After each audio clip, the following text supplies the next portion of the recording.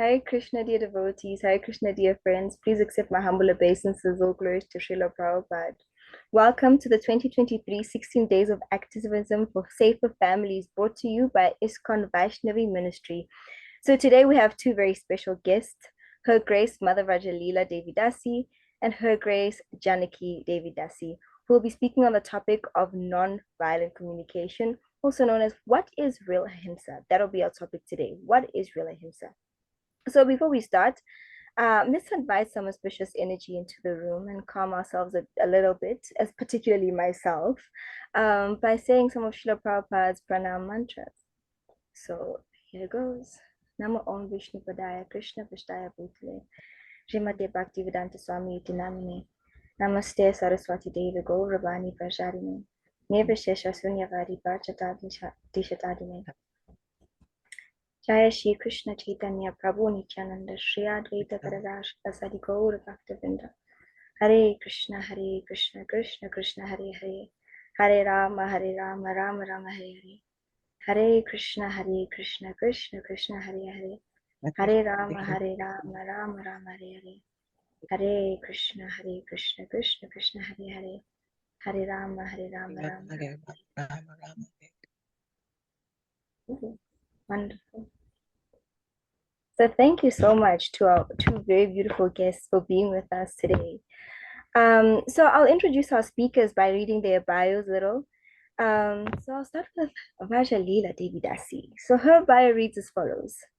Vraja-lila Devi Dasi began practicing Bhakti Yoga in 1979 at the 55th Street Temple in New York City. For the first 10 years of her Krishna consciousness, she was assisting her spiritual master with pioneering Krishna consciousness in West Africa.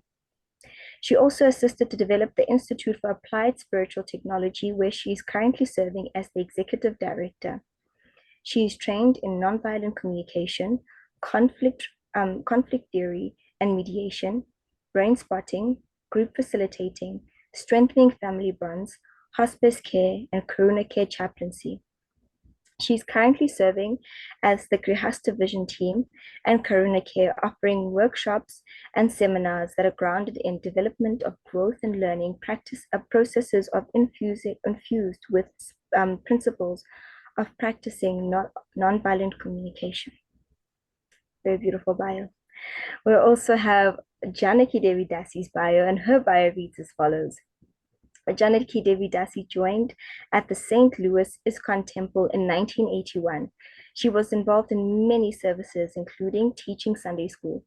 In 2001, she returned to University in North Carolina at the Chapel Hill, and completed her education of Bachelor's of Arts in Psychology. She completed a master's degree in social work in 2009, and since then, she's worked as a licensed clinical social worker and addict specialist. She's a certified trauma professional and a trainer of the right use of power, which promotes ethical leadership. So welcome, ladies. Thank you so much for joining us today.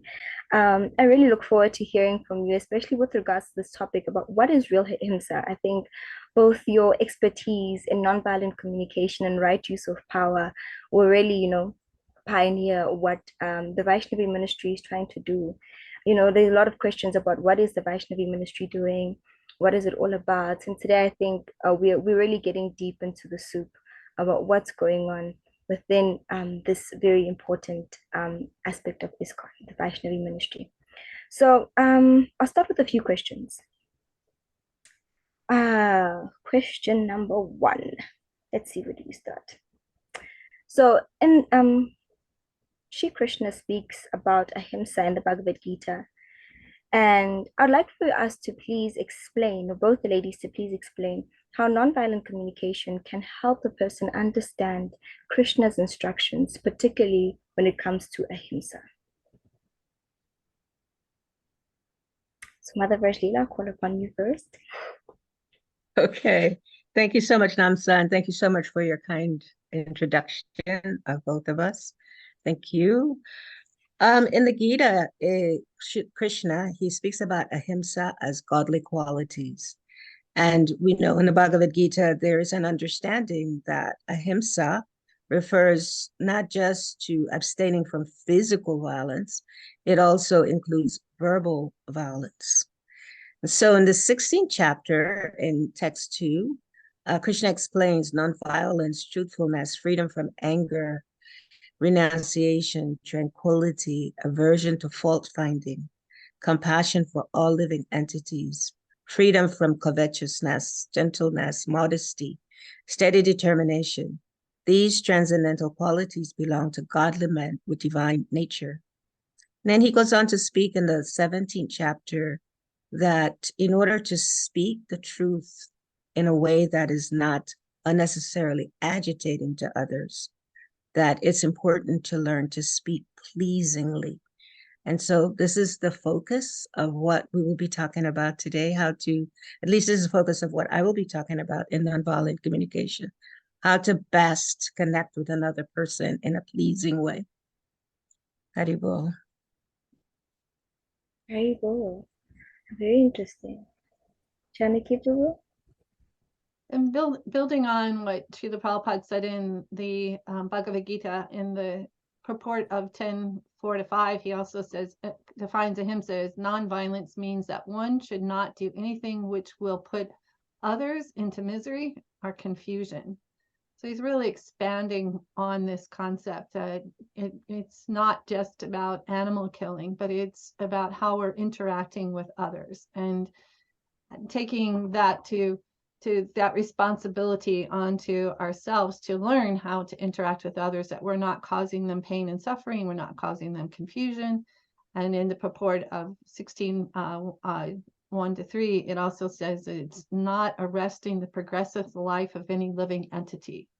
So these are big challenges for us to come up to meet that standard. Like, how do we bring ourselves up as individuals within the society, but how do we do that within our larger collective society, that we're interacting and engaging with others in a way that we're not causing any confusion, misery, we're not stopping anyone's progressive life. And that can be very nuanced and have different aspects and meanings to it.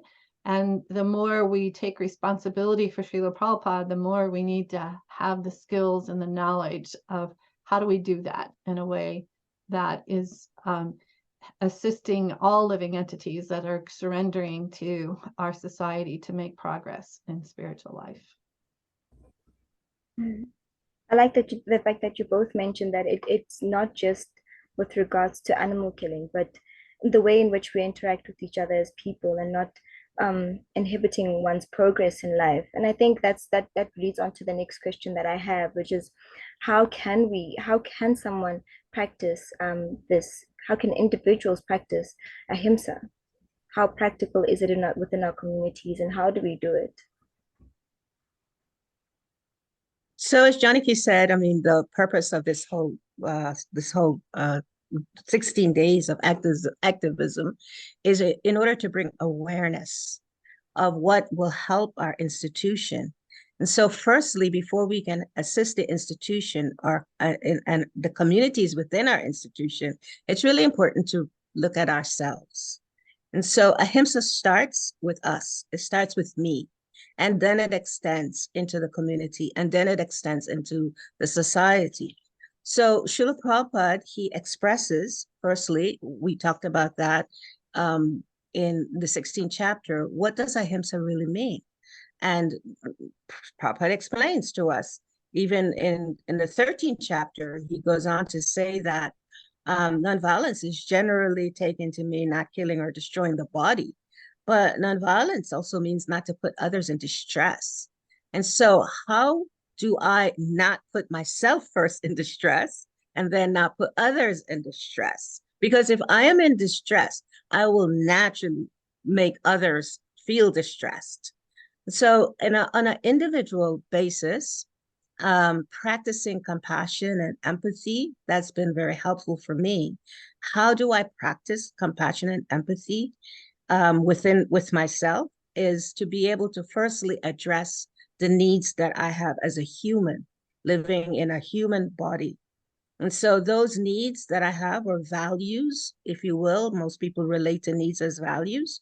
They relate to my physical self, my emotional self, my mental, intellectual self, my social self, and ultimately all of this is spiritual. Every aspect of myself is spiritual. However, because we're living in this world, and because we do have a body, it is important to address each part of those aspects of ourselves. So, for example, one of the things that I like to participate in for my physical care is grief yoga. A lot of people don't know about grief yoga. And this is really important because one of the workshops that I teach is understanding our grief. People are suffering from losses in the world. So grief yoga helps me because I'm not so much into walking and running and all the other things, going to the gym and, all those things that people do. However, physical care is important. What do I do for my mental and intellectual care? Well, I read Sastra, of course, and I also study other books that help me to be able to help others. Like Janaki said, she went to school and studied psychology. I studied international marketing, and I still try to use international marketing in ways that can help me to mentally help myself and help others. Emotionally, I definitely spend a lot of time understanding emotional needs, the language of emotion, understanding my feelings and how I'm impacted by my feelings and how I may impact others with my feelings. And then, of course, understanding my social needs. What do I do in environments where I'm connecting with other people? And for my social needs, then of course I'm always interacting with other people in environments where I can understand what can I share, how can I assist this other person. So my social connections is based on giving. And then, of course, spiritual care is taking shelter of what the process Srila Prabhupada has given to us. So all of those things combinedly is my whole person as an individual.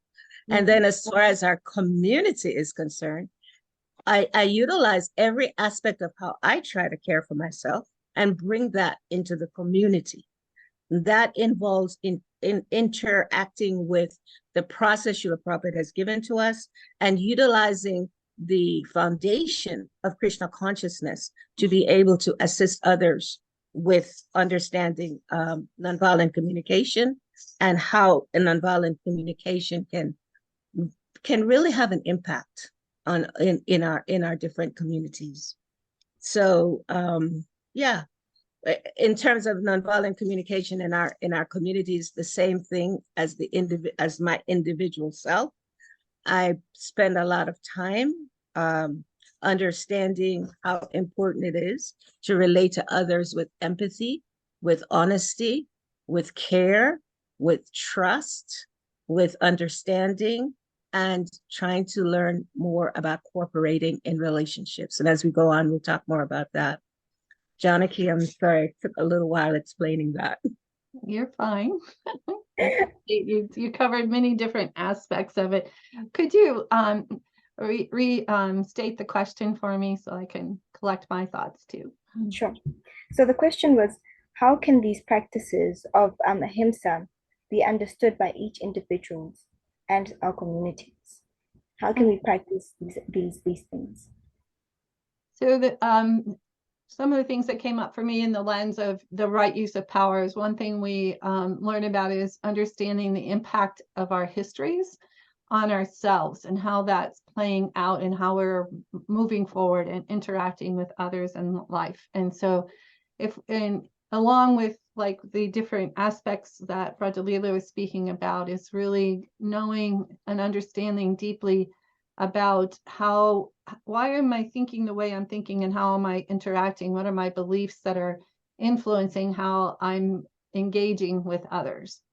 And if we don't understand this, like about the saying, if we don't understand history, we'll repeat it, right? So it's the same thing with us as individuals. We repeat these different dynamics if we don't understand what has happened to us and why we feel the way we do. And so when we have a collection of, in a community of many different personalities who all have those different experiences, and they're all if they don't understand what's going on, we can easily get derailed as a society when it's the opportunity to grow is thwarted by these histories that get in our way. And I often think of, we're in Kali Yuga, and it's the age of quarrel. It's if we don't, it's like it's going to show up constantly, right? We're going to constantly have quarrel.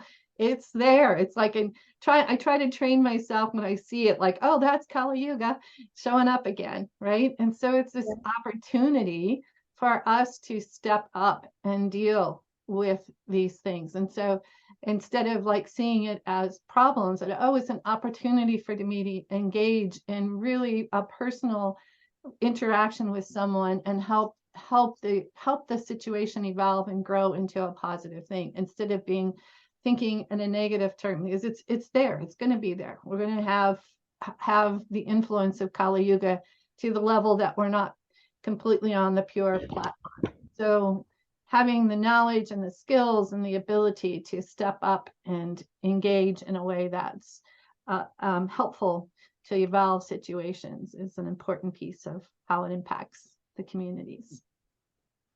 Well, thank you both for those answers. I from what I heard from both of you is that it really just starts with each individual. Like, it's really one of those practices that you really have to be very conscious as you're going about practicing nonviolence or practicing ahimsa. It really starts with you being conscious of your past, being conscious of how you carry yourself and what your words, your self-talk also, your mental health, how are you doing for yourself? Because this also is a projection of how you treat others and what you're saying within the community and how that impacts that community that you're in. That, it is very important to be introspective with what we're doing and how we carry ourselves, so that our community can also have that introspection. It's said that what great men do, lesser men follow.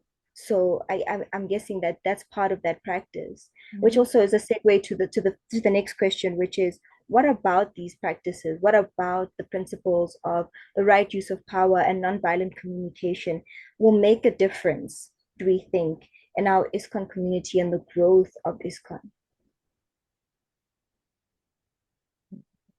Would you like to start with, Nomsa? Whoever's keen to take the question. Okay.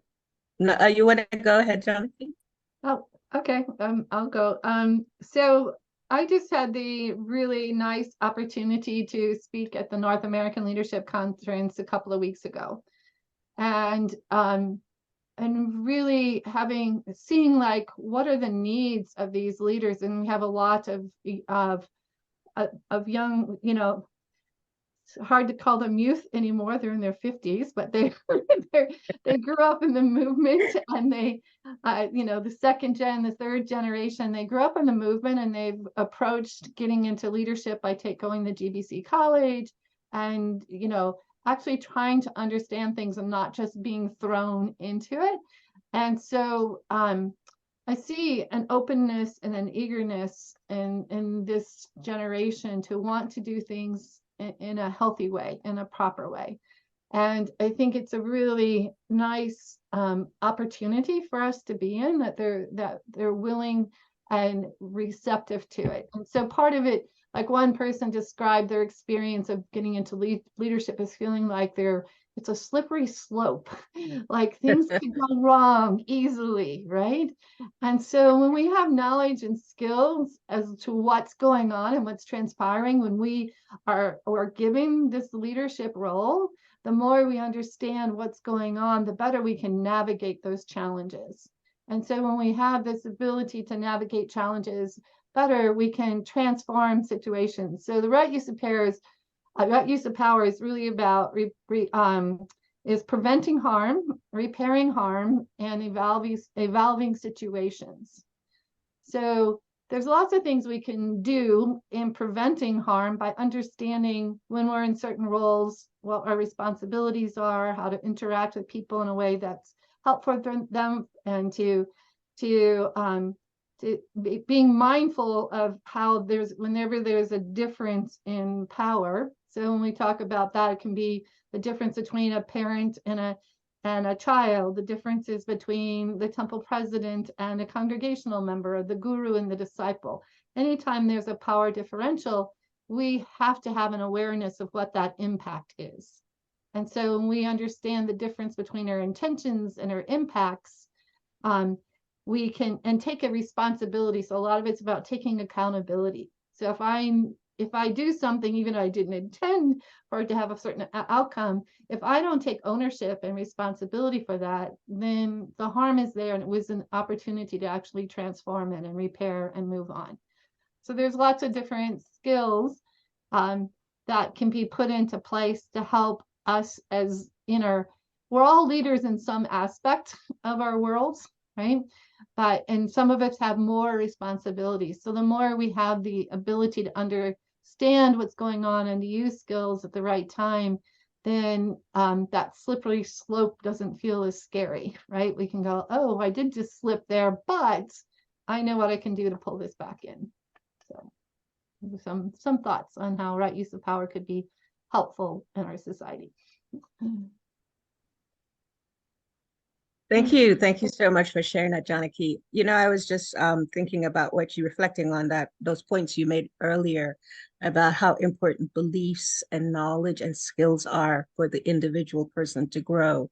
Mm-hmm. And as we endeavor to make a difference in our ISKCON society, as we are aspiring to grow in devotion, some things that have come to my awareness is the importance of understanding this principle that's in our institution, unity and diversity. You mentioned a little bit about how diverse everyone is. You mentioned about going to that leadership conference and seeing the younger people who are not so young anymore, that they're taking on these responsibilities of leadership.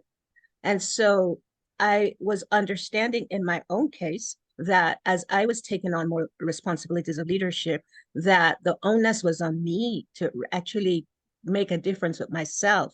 And then I can make a difference, in our society. So this principle of unity and diversity, we all have an awareness that, or most people may have some awareness that the principle that connects us is this universal theme of this value that we have, which the value that's important, you mentioned knowledge, is to have an understanding of our relationship with Krishna, with the Lord. And so that need is a priority.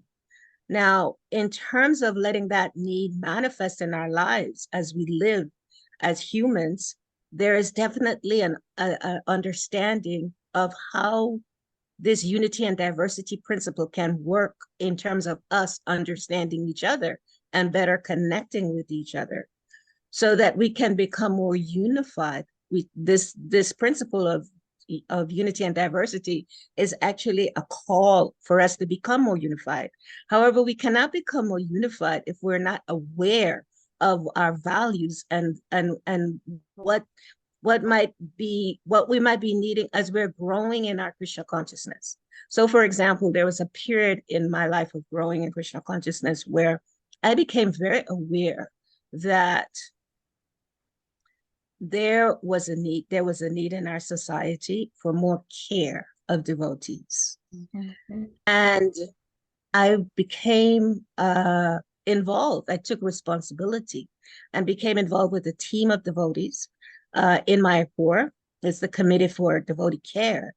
And I spent 7 years actually, working with those devotees every year, going and, doing different programs, coming together, just collaborating on different ways that we could bring devotee care more into our institution. Mm-hmm. And eventually we even came up with a course, and I assisted Rasal Mandala Prabhu to write a course for devotee care. So what will make a difference in our institution is to take responsibility to do things that will bring about change. And the way in terms of nonviolent communication, the way that happens is to realize that each person has a gift and each person need to be encouraged with that gift. And each person need to understand that this gift is to be given in such a way to unify us in this institution. As if we're not doing that, then as we see, sometimes we don't grow. Mhm. We don't grow. That's so true. There's so many people with dormant skills and gifts and talents that just go unnoticed because they may be a lack of appreciation for that particular gift, or we don't know exactly where to put it in that Krishna consciousness, how to infuse it within the Krishna consciousness practice of that individual and how it can even grow within that community. So yeah, I agree with you that, but devotee care is just to take care and to be mindful of what people are doing and to watch and see, wow, that person's really got a special talent in this. They could really use that talent in preaching and in their own unique way, because we're all very unique, and that empowers that person just by having that one thing that someone sees and says, you're really special at this. But it also just takes awareness and being present in that moment to see that within that person. Thank you for doing that. Well, studying, actually, thank you, Nomsa, for saying that, because studying nonviolent communication, for me, there's a guiding principle in having studied this system to always ask myself, am I willing to be influenced by what another person express? Am I willing? And that's kind of how I went into working with that committee. It's like I needed to be open to hearing what they said mattered. It was important, for how we were going to develop this system of devotee care. And we did develop it together. It was wonderful. And it did have an impact in our institution. So thank you so much for that. That's a big thing, the willingness. I was just about to ask, how even are you even able to just like, I'm willing to hear you out. That's such a huge thing. It seems so small, but whenever we have disagreements with people, or whenever we think we know a particular thing, we're very apprehensive to hearing what someone else would say, whether good or bad. We have our own idea and we're going with it. So that willingness, I think, especially for in leadership, um is lacking in society in general, like the willingness to hear other people out. Because once you're put in a particular pedestal, whether or not you're humble, there is a little bit of like ego that kicks in and says, I know a little more than everyone else. It might be Yes. small for some leaders, but it definitely is something that we see, especially in the circular world, that there is that unwillingness to learn. So thank you so much for doing that hard work, the both of you, of practicing these movements, nonviolent communication, and the right use of power. This is a perfect segue into the next question. Like all of them are just like leading into each other. I love it. The next question is, in what ways can leaders enhance their ability to create a culture of ahimsa? Mhm. Mm-hmm. Yeah. Lila, you seem to have a lot of ideas about that. Well, it's being willing to learn and grow. Mhm. That's just so important for anyone to have that understanding, that just as we have the understanding that we're always learning about Krishna and we can never learn enough. You can learn about Krishna is infinite.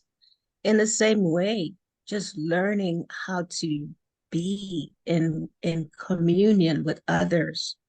It's a learning, it's an experience that we are always having. And sometimes it brings joy and sometimes it brings pain. However, some things that I've been thoughtful about over the years in Krishna consciousness in terms of mm, leadership, and what that means. Um, couple of definite guiding principles that I have seen that I've learned from leaders, from working with leaders in our institution, is to for leaders to ask these questions. And as I said, I had the privilege, the honor to work with some very nonviolent leaders, nonviolent in how they speak, nonviolent in how they connect with others. And so there's these 5 guiding questions based on consciousness. How am I self-connected? Again, so much of my training in nonviolent communication is about going back to myself and really looking at myself as, just as Janaki shared, what is my belief system? What did I grow up learning as a child? What did my parents teach me? And how does that impact me interacting with other people now? Wherever, if it's in the social environment in the world, or if it's in our spiritual environments in our different communities. Am I expressing myself honestly? And am I being vulnerable with someone else? I ask myself these questions. Am I listening empathically? Am I valuing the needs of others as my own? Am I willing to walk in another person's shoe? And am I committed to seeking solutions that can meet as many people's needs as possible? Am I ready and willing to do that? Also, my language is so important. Am I taking responsibility for myself? I can ask the question, are my words, the words that I use, are they free from criticism and blame? No, I'm still working on that. You know, I see myself as a leader of some sort. At the same time, I'm growing in this leadership. And for leaders to know, we're always growing as leaders. In my communication, even in my nonverbal communication, what is the tone of my voice? What's my body language? Are they congruent with my words? Many times they may not or be, you know. In my own case, again, I always reflect these things to myself, because the example I set, which is what Prabhupada explains to us, right? You mentioned that, Nomsa, whatever a great man does, come and follow. This is a Bhagavad Gita verse. And then this is part of what Janaki talks about, the use of power. Do I want to overpower this person to get what I want? Is my request really a request, or is a demand in disguise? Many times, based on someone's belief system, based on their culture, they're trained to make demands from the time they were kids. And so they grow up and they bring that into the institution. And then people say, well, you know, sometimes people criticize leaders. You know, you're too overpowering, or you're too domineering, or you're just from the domination culture. That might be true, because the belief system of how someone was trained comes from culture in many cases, and we don't often take that into consideration. So again, am I prepared to hear? This is something that many people I have found over the years. In my own case, I had to learn this, how to say no. Am I prepared to hear no? Am I prepared to listen empathically and maintain connection, even when there's something going on? Someone is saying something that's totally not according to my own belief system. And am I willing to stay in dialogue until we come to some solution that is a win-win, some kind of win-win solution that can help us, help the community, help the institution. Again, that comes from me. So for me, when I think of leaders enhancing their ability to create a culture of nonviolence, I think start exploring, start doing some self-assessment, start being introspective, and have some tools that can guide that introspection. Okay. Haribol. Nomsa. Perfect. Mother Janaki? Echoing a few points of what Vraja-lila said, you know, starting with self is just so important, and understanding our impact. I reflecting on one time, it was like 1995, I went to an education conference, and they had someone speaking on how to do mediations. And in the course, my biggest realization in the course is that we are kind of taught, especially I was a book distributor, like, we know the answer, we're going out there to give the answer, and we weren't listening. And so that all it breaks down communication, right? And so that mentality, I have the answer, I'm right, I know what it should be done, it immediately cuts off communication. It breaks it, it blocks it. And so how to hold that balance in staying in connection with those that we're trying to lead. If we're doing we can't, spiritual life isn't about being forced, and it's a volunteer mission. So how do you navigate that? And I don't think it's necessarily an easy task for someone to come into.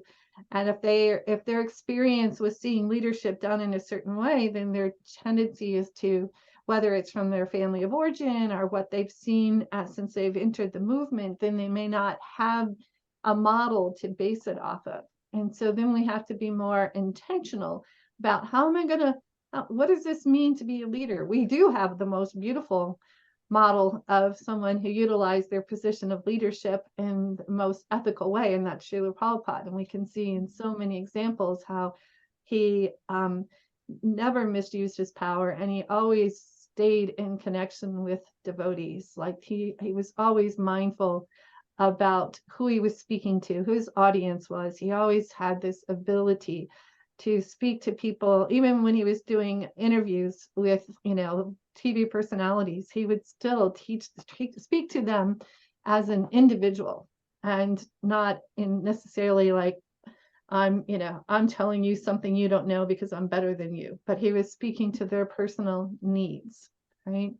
And so understanding, how and why Srila Prabhupada acted the way he did. And so we may not have innately have some of those skills and abilities to do, but we know that it's important because Srila Prabhupada wouldn't have behaved in those ways if it hadn't been a part of how a spiritual personality enacts and interacts with others. And so it gives us both are there. Knowing what the example is, knowing what the values are, knowing what the scriptures tell us is the goal, and then figuring out, how do I get there? And for some individuals that may come very easily and intuitively, and for others they may need to have some more feedback. That was one thing one of the keys is allowing feedback. Don't put ourselves in this position that we're so above others that we can't take feedback, not only from those that we're serving, but those that are our peers and those that are our seniors. It's like they're all can give us valuable insight into how we're interacting with others. And if we cut off all those channels, we're actually hurting ourselves by not having that feedback from others to help us in this journey. Yeah. Both answers were absolutely perfect. Like, I can't even add on to that. I think the thing that stuck out for me is listening, like not thinking that you know more than the other person, because you don't know what they know. Also to hear what they have to say before you say something is really important.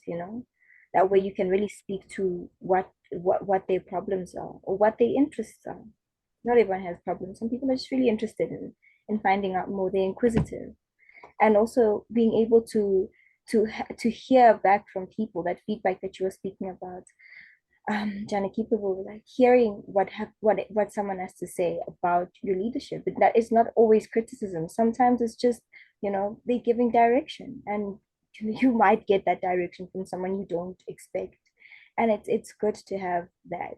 And I also like what Mother Vraja-lila said about that staying power, being able to stay with uncomfortable situations and seeing them through for the best possible outcome for all parties involved. That is such an important thing, and something that we are lacking so much within our communities and in greater society. The ability to stay with difficult conversations and see them through. It's really easy to scapegoat and be like, oh, whatever, we'll go with this, and sideline so many people, or even if it's just a minority of people who are not included. But that has such a major impact. in the peacefulness of a community.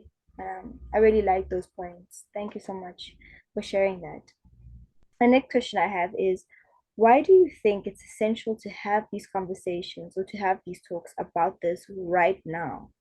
Why is it important to be talking about the right use of power and nonviolent communication in 2023 at this particular moment? Yeah, to be honest, it's always been important. However, there's that saying, when the student is ready, the teacher will appear. So I think ISKCON organization is very open and very ready to learn from anywhere, anyone that can actually help its members to be able to thrive, to flourish, to really accept Krishna consciousness in ways that they can be exemplary. Yeah, why is it important now? Because we're in troubled times.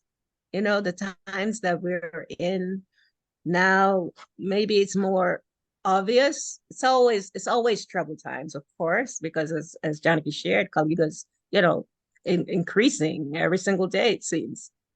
However, now we're hearing so much hate in how people speak, right? There's hate speech everywhere, and there's stereotyping and intolerance. And so we need to have a global effort, which is why I'm so grateful to Radha, Dasi, and Karuna Shak for actually making these forums of speakers available so devotees we can hear from each other, because this needs to be global, and it's needed for us to, at least in my perspective from nonviolent communication, it's really to promote healthy communication among all people. It's needed in the world, including our devotees. A nice example of this is when we had the pandemic. So the past pandemic, it fostered an attitude of inflammatory speaking and polarization worldwide in our devotee community. And this had nothing to do with transcendence. We're supposed to be a transcendental organization, nothing. And this was even manifested among some of our leaders. It wasn't not just the regular devotees like myself. It was persons that are in influential positions. So hate speech is an attack on tolerance. It's an attack on inclusivity. It's an attack on diversity and the very essence of our humanity. This kind of speaking that goes on in the world is violent speaking, which is why we have 2 wars going on right now. So it actually undermines hate just in terms of how people speak to each other. It undermines all of the cohesiveness that we could have as devotees. It kind of erodes our shared values, the values that we do hold very sacred. It makes us kind of put them aside just so that we can engage in this kind of violent conversations with each other. And it lays a foundation for violence. Basically, how we speak to each other can be very violent. And that violence eventually leads to violent behavior. It leads to real physical violence. So, Srila Prabhupada, he gave us the peace formula, and he gave us a way to deal with all of this. However, most of us are not ready for that. Most people are not ready to just embrace the peace formula. It's not as relevant in the world, mainly because it's not so understood what real peace is. And so it's up to us now to help people to understand. First, peace starts with ourselves and how we communicate with each other, the kind of words that we use with each other, the kind of words that we use in terms of, just connecting with other people. And, the other thing I was thinking about with this question is the first purpose of ISKCON, the first purpose is to systematically propagate spiritual knowledge to society at large and to educate people in the techniques of spiritual life in order to check the imbalances of values in life and to achieve real unity and peace in the world. So right now, the planet is chaotic. There's a lot of noise. And the only way we can assist in these imbalanced values that are in our world today is to take an active stance, at least in helping people to understand, at least for me to understand myself, what the peace, what is this, Srila Prabhupada has given us this peace formula. How does this work in my own life? And then I can look at others and see what of that peace formula I can share to help someone to make an incremental step, an incremental change in how they may be approaching the world today. And that includes our devotee society. That starts, of course, with my values. I need to know my values. And most people, including devotees, do not know their values, do not know their needs. They have no clue. And I know because I teach these workshops.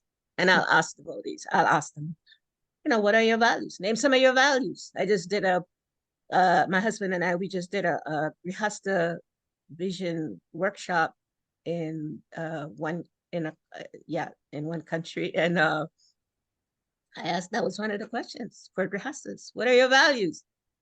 So, not to be judgmental about this, just to share a fact. We need to become aware of our values. And the more we become aware of our values, then the more we can impact the world. Because right now, the world, their values is upside down, topsy-turvy, according to Kali Yuga. Janaki? Yeah, it's things are just heating up and people are so stressed out. They're so disturbed. They're so anxious, and everything about them that they look, they see signs of danger. And so it's really relevant for us to be able to be an oasis in this material world, that people have a place they can go and feel that they can get true knowledge and know how maybe they're not there yet, but they know how to get there, and they see others that are living this life, right? They're already living it. They're congruent with their values. Like when we live our lives congruent with our values, there's a sense of peace and connection that we make with ourselves and with others. And when we live our lives not incongruent with our values, there's so much disturbance that that interrupts that. And so as a society,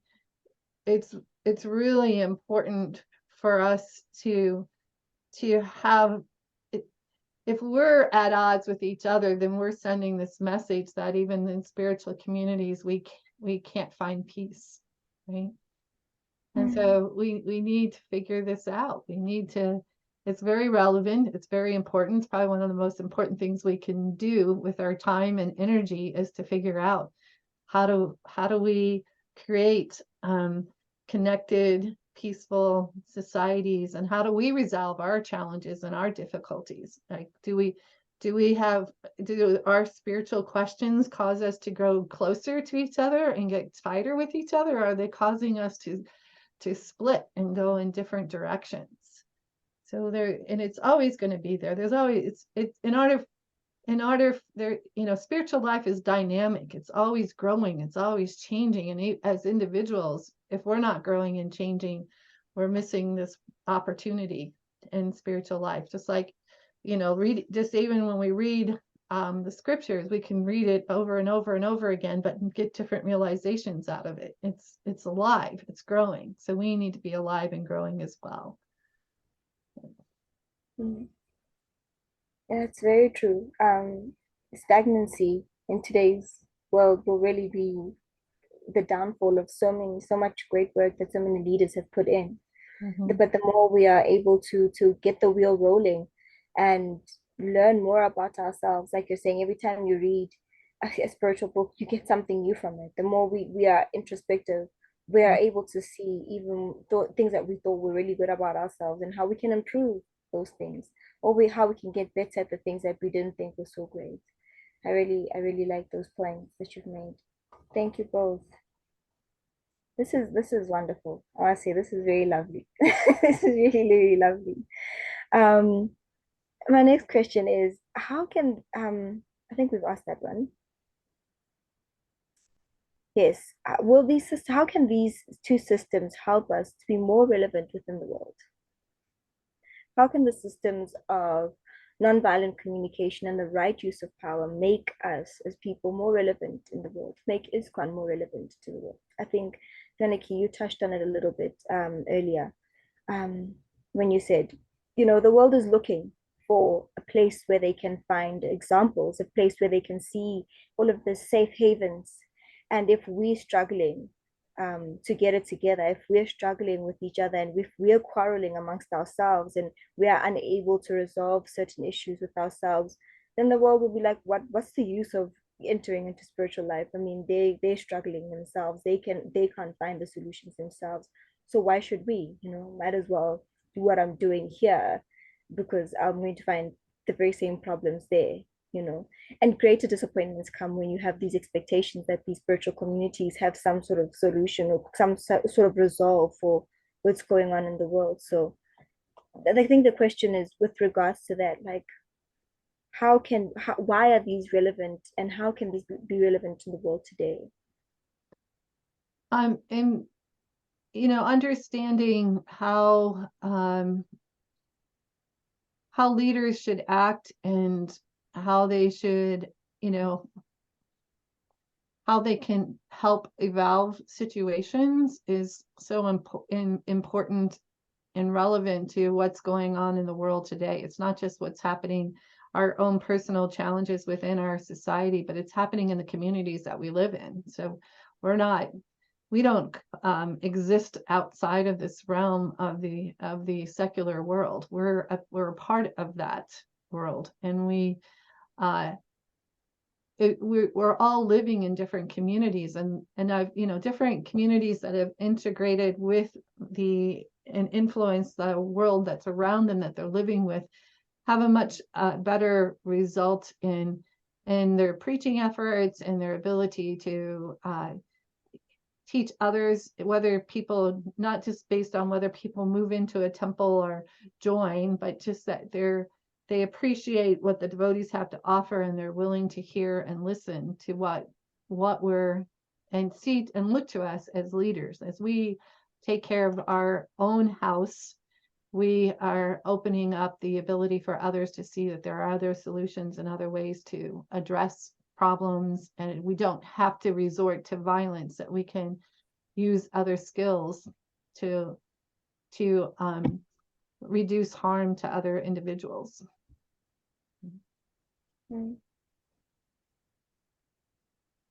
Yeah, when I think of this question, I think of some devotees that are making an impact in the devotee community and expanding that into the world. And I reflect on Rambaru Prabhu, who amazingly served ISKCON for many, many years. And then Janaki also went and got, it went in the world and got quote unquote a secular education and utilized that in that knowledge that they received to bridge the world and Krishna consciousness, to bridge what they've learned from the world and the understanding of Krishna consciousness. So how will these systems help the world when more of us take responsibility for utilizing how the language that's being used in the secular world and bringing that language into the devotee community and helping the devotee community to understand that language that the foundation is in Krishna consciousness. Mm-hmm. So, for example, Ramparupapu, right now, she's offering these courses on understanding your understanding feelings, name your feelings, tame your mind. No, she's giving courses on grief, on trauma, all of these different systems, if you will, or modalities, or she learned this language in the secular world. And she brought that language back into the devotee community to help the devotee community to really connect more deeply with the philosophy of Krishna consciousness. Because sometimes we study the philosophy of Krishna consciousness and we don't really get it. We don't really live it. And so these persons that are really, Janaki, just helping people to understand domination culture. What are some of the effects and what are the impact that we've been taught from childhood with this domination culture? These are things that they're relevant in the world. At the same time, they're relevant in our Krishna consciousness with the language of Krishna consciousness.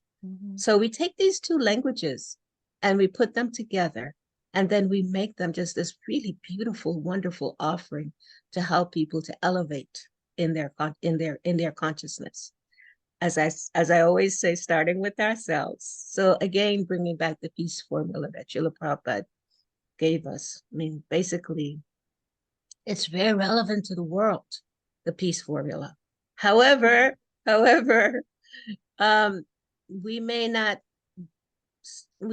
yet understand how to bring it in a way that people can really digest it. So somehow or other, that symbiosis of bringing together the world and what we have, the world in the sense of, as Janaki said, we are a part of the world, very much a part of the world. And so how do we combinedly utilize what we learned in the world and utilize it in our everyday Krishna conscious paradigm? How do we do that?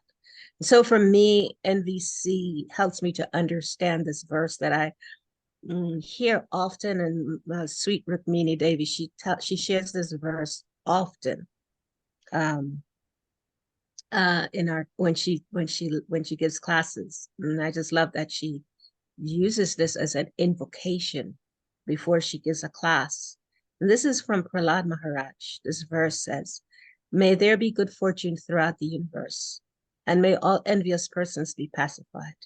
May all living entities become calm by practicing Bhakti Yoga, for by accepting devotional service, they will think of each other's welfare. Therefore, let us all engage in the service of the supreme transcendence, Lord Sri Krishna, and always remain absorbed in thoughts of him." Nonviolent communication helped me to understand that. It helped me to understand how important it is for me to really open my heart to all living beings. I heard that for years, I was so insulated in my conception of what it means to be a devotee. So in order to be relevant to the world, it's to take what we already have and to use the language that's in the world and make it relevant.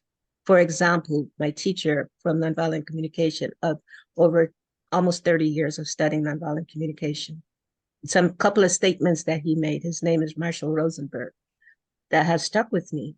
He says, "What I want in my life is compassion, a flow between myself and others based on mutual giving from the heart." That's Krishna consciousness, right? That's great. That helped me to understand Krishna consciousness. It made it relevant, right? Those are verses. That's a verse. I know that's a verse. Not able to quote it right now, but that's a verse. Another thing that he said, every criticism, judgment, diagnosis, and expression of anger is the tragic expression of an unmet need. Tragic, because we don't understand our values. Because we have become persons that think we're very advanced. At least I can say that. I thought I was so very advanced because I did all these services and I've been here for 40 years plus and da. However, am I still judgmental? Do I still diagnose people? Do I still get angry? All of those things are still there. And so Marshall says, it's a tragic expression of an unmet need. Okay, great. Let me try to understand. What is my need? What is my value? What am I feeling about that need and that value? And how can I make a request from this amazing philosophy of Krishna consciousness to help me? So that's how I understand how to be relevant to the world. True. Wonderful. It's so wonderful. I like how both of you have touched on the fact that Krishna consciousness exists within the world, and they really isn't that big of a separation between the circular world and what we're doing here, and how the two have borrowed from each other. You know, we're taking what we're learning in the circular world and bringing it to Krishna consciousness, and we're taking what we're learning in Krishna consciousness and helping the rest of the world understand what is being said, like you're saying with Marshall Roosevelt. You're taking that and bringing it to Krishna consciousness and looking at Shastra and saying, okay, this is what this means, and taking it back and saying, you know, Krishna said this, and this is how we help us understand even those philosophers and those scholars in the circular world, and how there's a balance between the two, and how these things are all used in Krishna's service, are perfect. Once we use them, once we can, you know, make them all in within Krishna consciousness, then they are made perfect. Once we can dovetail all of these things, then it, you know, we're going somewhere and we're moving. And this brings us to our next question, which is, will these systems be able to help us within the family system to create a well-balanced family for happy children? So I'll repeat the question. Will these systems be able to help us within the family system to create a well-balanced and happy children? Janaki. Yeah, I think applying these concepts into both of the into the family system is just as much in the larger communities. It's important as, you know, as parents, as leaders in their family system, knowing and understanding how to use their enhanced influence, because we term in the right use of power, we term it as being the ability to influence is what power is, the ability to influence. So as parents, to be able to influence our children in positive ways, we have to hold ourselves accountable to how we utilize our ability and our power in that situation. So handling our roles as parents in a way that's looking out for the needs of the children, and putting their, and if, you know, and our spouses, not just the children, but as our spouses, to not stop any progress towards spiritual life, is the original definition of progressive life, of any living entity, as one of the definitions of Ahimsa. So that progression means that, you know, we don't want to not be aware of what our impact is and cause some harm without sometimes even realizing what it is, and to take ownership when it happens. So it shows up not only just in the larger community on the principles of right use of power, but it shows up in our daily lives and in the families and the friends that we have and the communities that we create. It's all intertwined with that.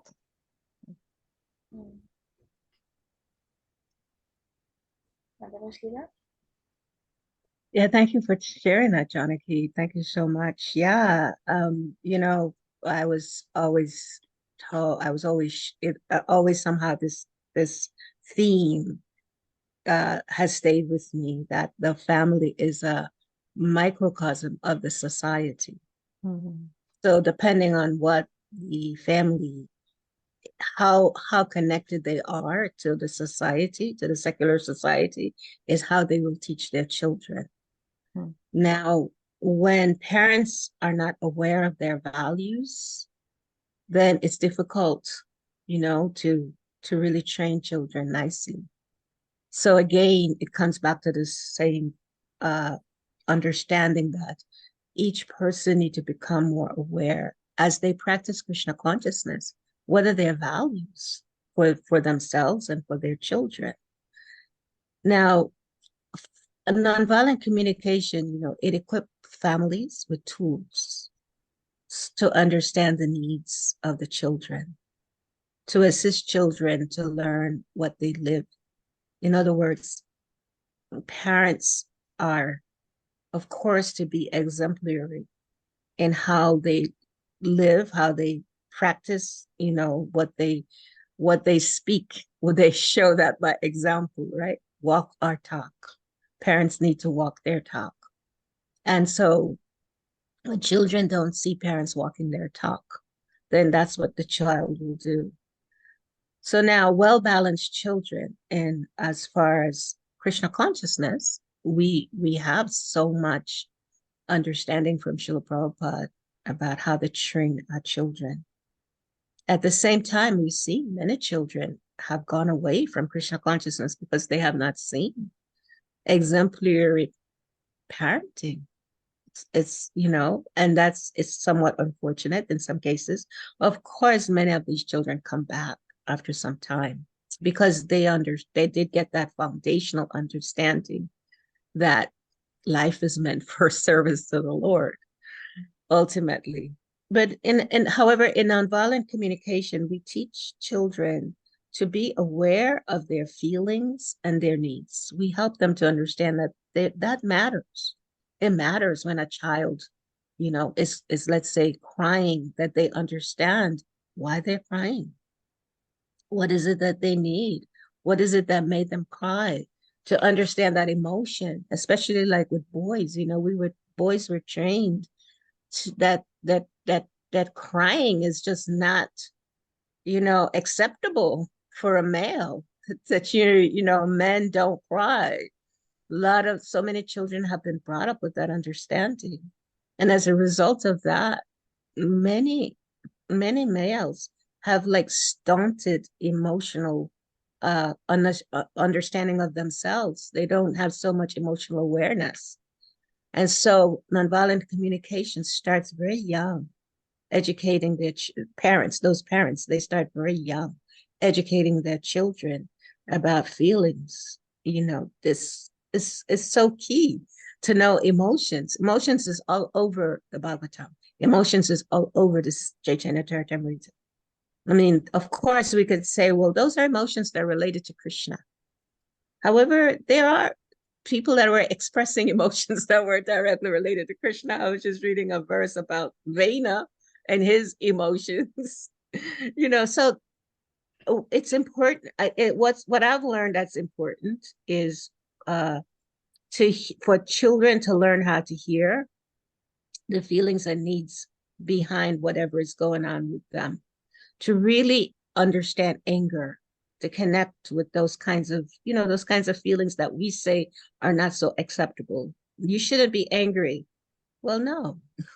Child is expressing anger, then the parent it needs to be trained.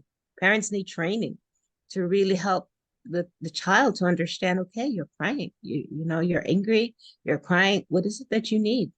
If the child doesn't know what they need, then many children, parents will say, oh, they're just having a temper tantrum. It's just a temper tantrum. Just, that's it. Nobody knows because nobody thinks like, oh, there's some value this child has that somehow is that the child isn't receiving. And I'm not making the child right or wrong. I'm just saying these are some of the things that parents, that are aware of the components of applying nonviolent communication. This is how they're helped in terms of making children happy, because happy children comes from learning about their whole self. They also need to learn about their physical needs. They also need to learn their emotional needs, their intellectual, their social needs, their intellectual needs, their spiritual needs. They also need that, and that knowledge. Actually, they need to understand themselves. And we could, of course, anyway, I'm going on and on and on. But parents do have a responsibility for contributing to their children, contributing to the family, and having that basic foundational understanding that everyone needs matter. everyone, even a 2-year-old. So that's, yeah, that's some of what I've come up with that. And of course, we have, and nonviolent communication have trainers that are just specifically, that's all they deal with, is family concerns. That's it. They give workshops in strengthening family bonds, helping to train children and adults. And we can do the same thing. We need to do the same thing. And we are doing, the Grihastha Vision team actually is doing workshops to help families to strengthen their bonds. Yeah, because those children do become adults, and then they do become our leaders. And if their needs are not met at a very young age, then like Janaki Prabhu was saying earlier, those traumas are carried on into society, they're carried on into later stage of life. Yes. And then you become a leader that is stunted, like you said, with the Vraja-lila and the emotional understanding. You're unable to even see other people's needs because yours weren't met, and you don't know how to. So the children are very important. Very, very, very important. And in the ways in which we rear them, in which these children are raised with that love, that understanding, with their needs being met, and with being able to communicate their needs as well. Yeah. Topic.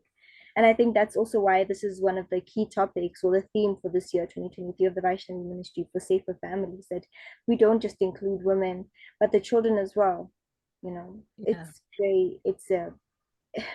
It's very important. Radha Dasi will share with any of us, as she's expert in this field, that oftentimes a child, if they see abuse, and we all know that, I'm sure Janaki, she's fully aware of this. If abuse is normalized in the home, more than likely they will end up being abusers themselves. And that's, they just kind of accept that that's a behavior that's acceptable because that's how they were trained. That's what they saw. So there's a lot of work to do in so many of these different areas, to help with making a change in how we communicate with each other. Yeah, a lot of work needs to be done. A lot of work. And this is where you both come in. You're doing the work already. You're doing this amazing work for all of us. I'm passing it on. Which is also great. We need more people to do the work, more people to be understanding, and more people to be aware of what's going on.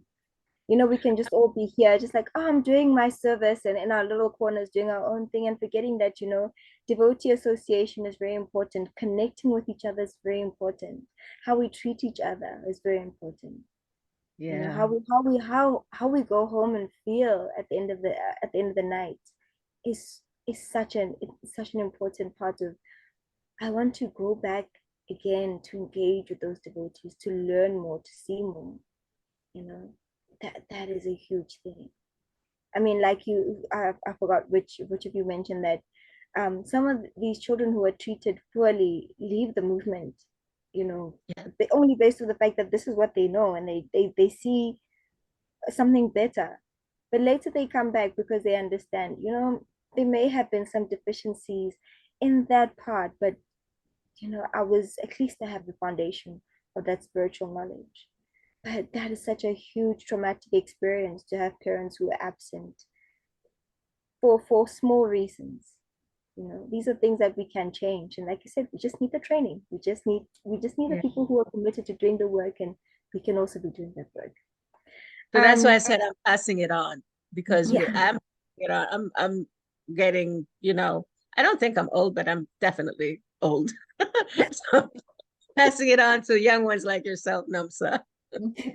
We're willing to take on that baton. Of course, we won't be as great as you, but we're trying. You'll be better. The students become better. I don't know about that. The next question is, in your professional understanding, How do these activities of circular world affect our ISKCON organizations?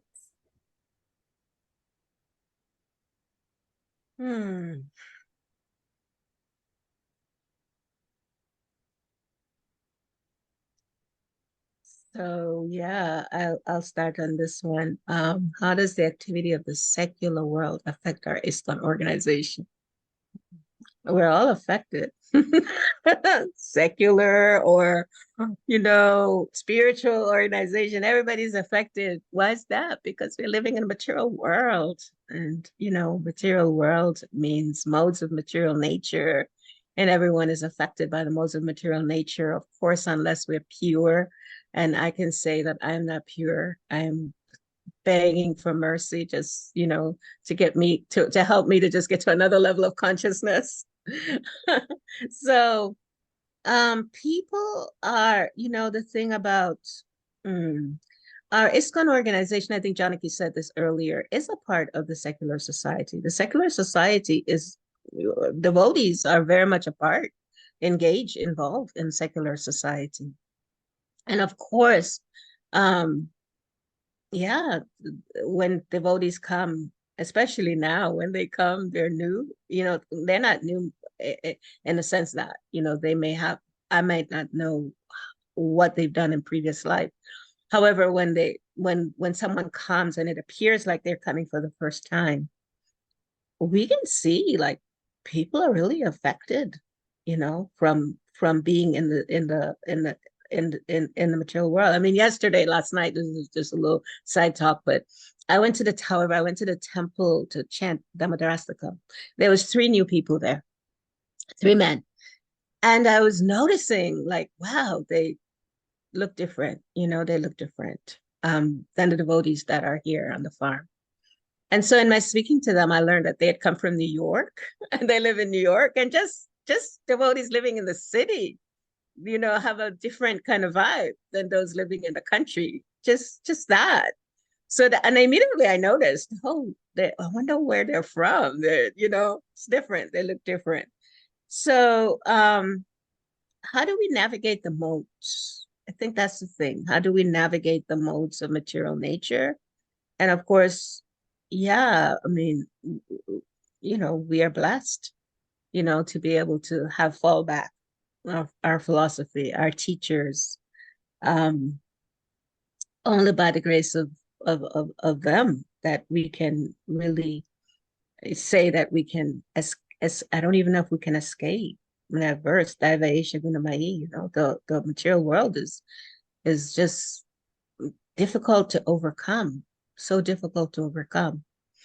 And that includes, yeah, something I was realizing about secular people is in the secular world, people value different things than in spiritual organization, especially in our ISKCON organization.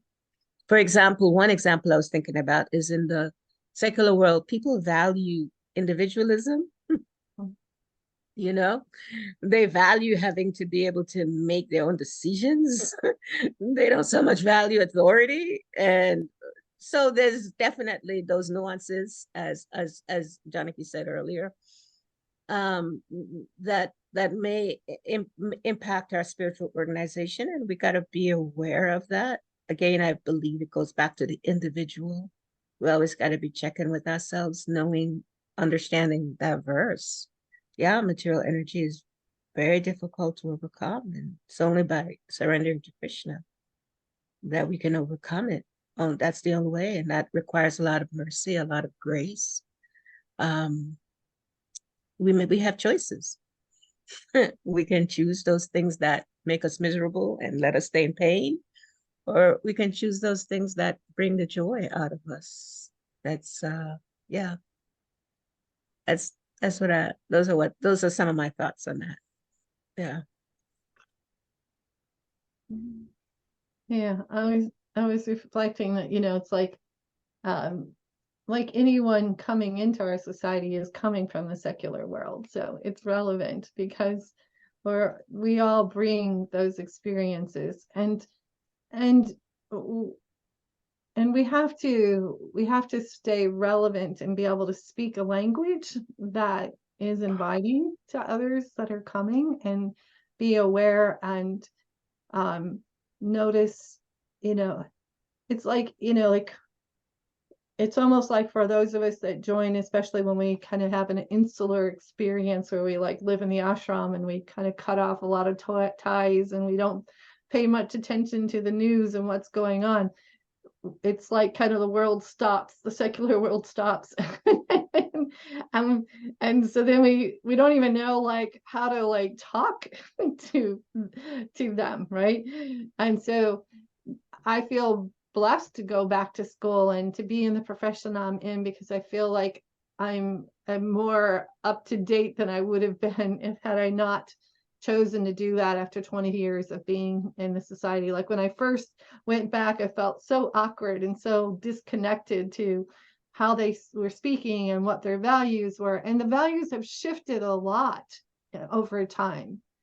It's like, when the movement started in the 60s, there wasn't such an awareness of dominant culture, and it wasn't such a women not being treated as equal. Like women didn't in America even have the right to have their own checking account till the 70s. And so we're very, very different. So we're having the people that are coming in are not used to these structures that we've kind of accepted in the 60s and 70s on roles of men and women, on hierarchy and things like that. And so we in order to stay relevant, we need to understand and not see it as a negative, right? Not to look at it and view it as, oh, we need to train them in our way because that's wrong, but to see what's the value and what's the point. Why are they believing that that women should be treated with respect? Why are they believing that? And how is it actually congruent within our own philosophy to treat women in a respectful way, to hold women in an honorable position? And because it somehow other got misinterpreted along the way. Let's put it that way.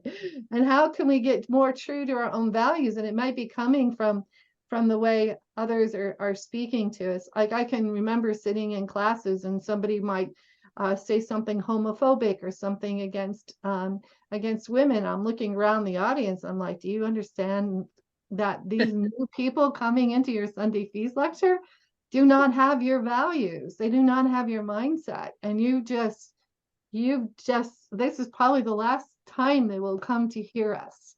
So we need to be aware and paying attention and conscious of our own biases.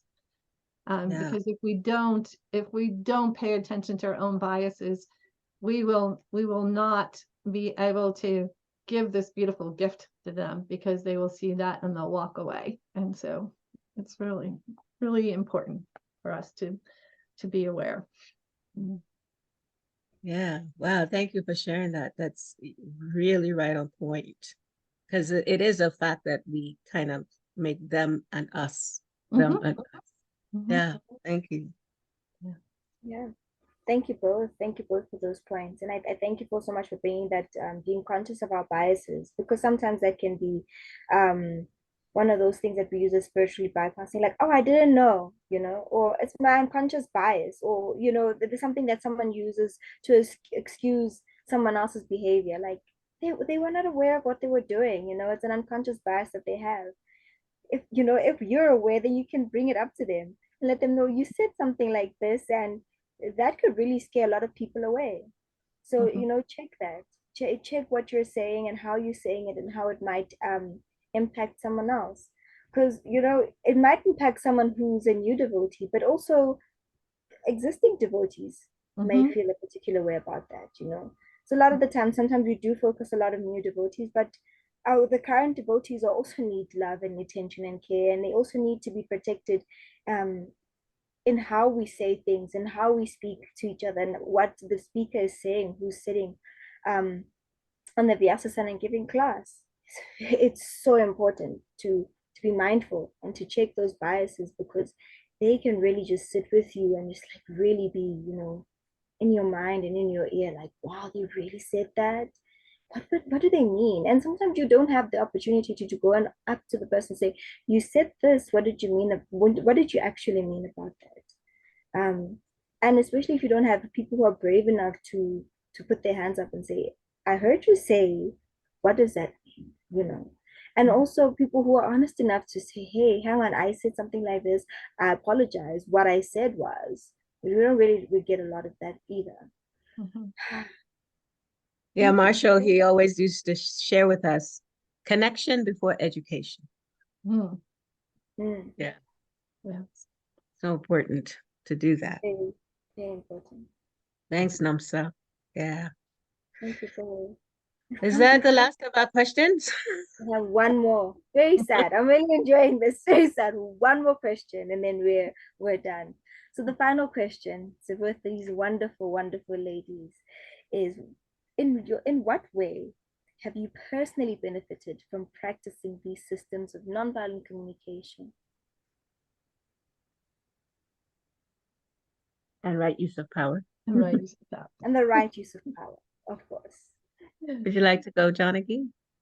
I was thinking about this, and it's hard for me just to separate my practice of right use of power from all the other things that I've learned as becoming a therapist and how much that has impacted. Because they're kind of the journey has been overlapping in many, many ways, and so it's professionally it was very positive for me to learn right use of power, because it helped me step into supervisory roles with the right mentality, the right consciousness. And personally, this is something I feel passionate about, and it's given me something that I speak about with other devotees and leaders, and something that I would like to share because I see the value in it. I think it's really important to have knowledge and skills when we take on responsibilities for Srila Prabhupada,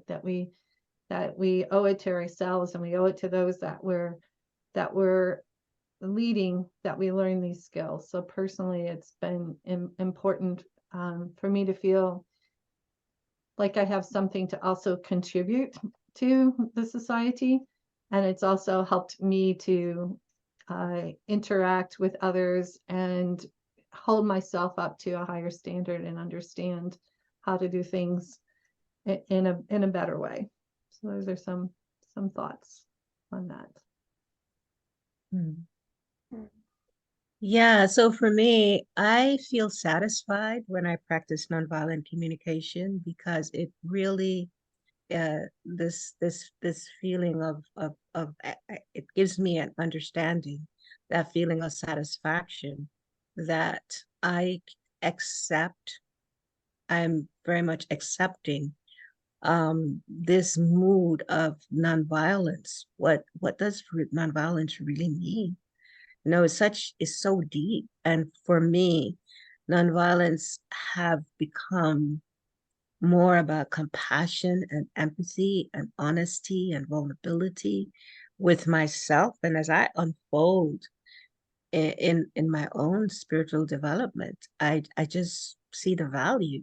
I see the value of me understanding, me learning more, me observing more, me connecting more with my feelings, understanding how my values impact the different ways that I might connect with another person, and ultimately to be able to make requests from others, requests where I could get some action, or requests where I just connect with another person. So these tools are very valuable, at least in my experience, because it really has helped me to develop more connection with people in terms of my communication, in relationship to my communication. It's expanded also how I communicate the philosophy of Krishna consciousness. And that's been very important for me. And I want to thank all those pioneers that are out in the world of Krishna consciousness, trying to make this possible. Thank you, Janaki. Thank you so much. There's so many other ladies right now. Thank you, Karuna. Thank you, Nomsa, that are really understanding the value of being compassionate, having empathy, walking in another person's shoe. Yeah, because we've created a lot of harm with each other by not knowing these, by not understanding these tools. So Haribol. Haribol. Thank you both so, so much. I really just had a wonderful time, and I've appreciated both your sharing. It's been so, so inviting. Like, it's just, wow, I want to learn more. I want to do more. Thank you. Thank you both for your service and just how deep you've come into this and how much you're willing to share. I really appreciate that. Thank you so much. My final question is not really a question, but how can we get a hold of you? How can someone who's watching this get a hold of you, learn more, participate more in the right use of power and nonviolent communication? One way is I've been doing some courses with Karuna Care, like once a year, doing a right use of power with her program. So that's one way to get more information and to get more education around it. I'm also available to work with devotees individually, like in their communities and things of that nature. And I can share, I guess I can share my email somewhere so that you can do that.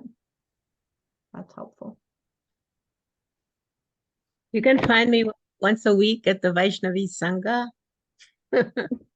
Vaishnavi Sangha, myself and Nomsa, we facilitate this wonderful Sangha conversation for devotees. It's been going on for 2 years.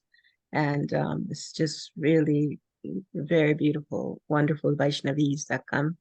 Certainly, we welcome you to come on Fridays at 12:30. Anyway, there's different times now, I guess. Times have changed. You can also find me on there's a workshop that's coming up from Karuna Care on trauma. So I'll be facilitating that workshop. That's coming up, I believe, right after Thanksgiving, as Thanksgiving here in America. And as Janaki said, I have a website. However, I don't have the information in front of me because I don't know those things. I have to check with Leela. But I do have my email if you like that. Somebody set up a website for me, and I don't even know much about it. I think Karuna will post your emails in the chat, and we'll go on with it. I heard someone say something before I cut you off. I'm so sorry. Yeah, I was gonna say you can also look on YouTube. I do classes. I do like Srimad Bhagavatam classes regularly at the Bhakti Center and different places, and you can look on YouTube and there's classes there. Okay. Yeah. Ladies, thank you so much. Thank you so much. I wish you all the best in your future endeavors. And I thank you so much for sharing. I appreciate you both so much. Hare Krishna. Thank you. Thank you for having us. It was wonderful to be here and have a discussion around these topics. Appreciate it. Yes. Yeah. Thank you very much. And thanks to Karuna and Radha-dasi for bringing this forward for the devotees. Hare Krishna. Hare Krishna. Thank you to the both of them. Thank you to the Vaishnavi ministry. Hare Krishna. Haribol. Hare Krishna, Krishna Krishna, Hare Hare, Hare Rama, Rama Rama, Hare Hare. Hare Krishna, Krishna Krishna, Hare Hare, Hare Rama, Rama Rama, Hare Hare. Hare Krishna, Krishna Krishna, Hare Hare, Hare Rama.